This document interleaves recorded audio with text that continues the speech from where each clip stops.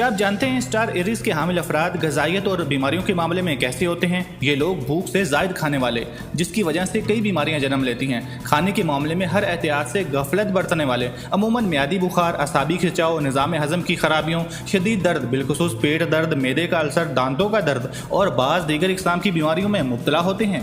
इनके लिए बेहतर है कि वो कम खोरी की आदत अपनाएं, गोश्त की निस्बत फलों और सब्जियों का ज़्यादा इस्तेमाल रखें, हल्की फुल्की वर्जिश अपनाएं, तम्बाकू नोशी और शराब खोरी से परहेज करें, ज़्यादा मर्च मिसालों और सकून आवर अद्वियात से इज्तनाब करें। नाज़रीन, अगर आपको एरीज स्टार पर डिटेल वीडियो चाहिए तो वो हमारे चैनल पर मौजूद है, जाकर वो भी देखिए। शुक्रिया।